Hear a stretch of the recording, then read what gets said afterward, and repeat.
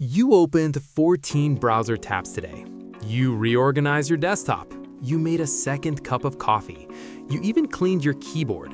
But that one task, the one that actually matters, still untouched.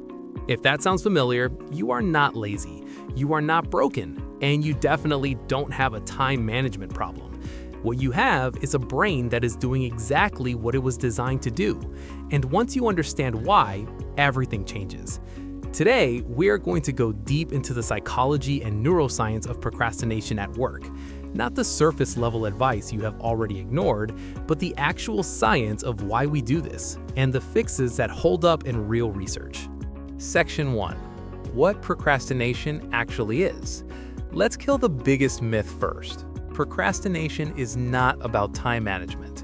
That framing has been wrong for decades, and it's part of why to-do apps and planners never fully fix the problem. Procrastination is an emotion regulation problem. Researchers Fuchsia Royce and Timothy Peichel define it as the voluntary delay of an intended action despite knowing you'll be worse off for it. The key word is voluntary. You know you should do the thing, and you still don't. Why? Because the task triggers a negative emotion. Anxiety, boredom, self-doubt, resentment, and your brain's job is to make you feel better right now. Switching to something easy or pleasurable is an immediate relief. The cost is future use problem. This is why productivity systems that only address scheduling don't work on their own. You're not solving the right problem. Section 2. The brain science behind it. Here's where it gets fascinating. When you procrastinate, your amygdala, the brain's threat detection center, lights up. It perceives a task as a threat, not a physical one, but a psychological one. A threat to your ego, your self-image, your comfort. Your prefrontal cortex, the part responsible for long-term thinking and rational planning, tries to override it. But here's the problem. The amygdala is faster and more powerful under stress. So when the deadline is far away, your prefrontal cortex loses the argument every single time. There's another player here too, dopamine. Your brain releases dopamine in anticipation of a reward, not just when you receive one. When you scroll Twitter or check Slack instead of writing that report, you are chasing small, predictable dopamine hits. The big reward from completing a meaningful project is too far in the future to compete. Dr. Piers Steele, who has studied procrastination for over 20 years, found that procrastination is highest when a task is low in personal value, low in expectancy of success, high in delay until reward, and high in distractibility. He calls this the procrastination equation, and it tells you exactly where to intervene. Section 3. The 5 types of work procrastinator. Not all procrastination looks the same. Research has identified several distinct profiles, and knowing yours matters because the fix depends on the type. The perfectionist. Delays starting because starting means risking imperfection. The work has to be perfect, so they wait for the perfect moment, the perfect mood, the perfect clarity. It never comes. The overwhelmed. Freezes when a task feels too big or ambiguous. When you don't know where to start, avoidance feels rational. It isn't, but it feels like it. The thrill seeker. Genuinely works better under pressure. Except they don't. Research shows that last-minute output is almost always lower quality. The adrenaline feels productive. The results rarely are. The self-doubter.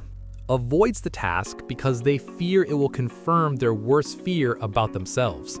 If I try and fail, that means I'm actually not capable. So not trying feels safer. The resentful procrastinator. Delays tasks that feel imposed, unfair, or meaningless. This is quiet rebellion, often unconscious. Common in workplaces with micromanagement or unclear purpose. Section 4. The science-backed fixes. Now let's get to what actually works. And I mean in peer-reviewed research, not just productivity influencer advice. Fix 1. Temptation bundling.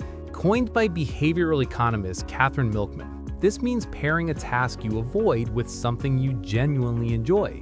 Only listen to your favorite podcast while doing admin work. Only get your favorite coffee when you sit down to write. You're borrowing present pleasure to make future work tolerable. Fix 2. Implementation intentions. Peter Gollwitzer's research shows that if-then planning dramatically increases follow-through. Don't say, "I'll work on the report this week." Say, "When I sit down at my desk at 9 a.m. on Tuesday, I will open the document and write one paragraph." Specificity collapses the decision gap where avoidance lives. Fix 3. Shrink the scary task. Research on self-efficacy by Albert Bandura shows that belief in your ability to succeed is the single strongest predictor of task initiation. The fix: don't try to do the task, just do 5 minutes of it, no commitment to finish. The goal is simply to start. Once started, your brain's Zeigarnik effect, its tendency to keep thinking about unfinished tasks, actually pulls you forward. Fix 4. Regulate the emotion first. Since procrastination is an emotion regulation problem, treating it emotionally works. Self-compassion research by Kristen Neff and colleagues found that people who forgave themselves for past procrastination were significantly less likely to procrastinate on the next task. Beating yourself up makes it worse. Genuinely forgiving yourself makes it better. Fix 5. Environment design. Willpower is finite. Trying to resist a distraction you can see is much harder than removing it. Make the hard thing easy and the easy distraction hard. Close the tabs, put your phone in another room. The research on ego depletion by Roy Baumeister confirms that every act of self-control uses a shared resource. Stop wasting it on battles you don't have to fight. So here's what I want you to do right now, not tomorrow, not after you finish this video. Pick one task you've been avoiding, just one. Set a timer for 5 minutes. Open the document, the spreadsheet, the email draft. You don't have to finish it, you just have to start. That's it. That's the entire move. If this helped you, subscribe. I make videos like this on the psychology of how we work, how we think, and how we change. And drop a comment telling me which type of procrastinator you recognize yourself in. And if you want the single fastest summary of the psychology we just covered, the part you can screenshot and keep on your phone, I made a 60-second version of this for YouTube Shorts. It breaks down the core loop in under a minute. Link is in the description and I'll pin it in the comments.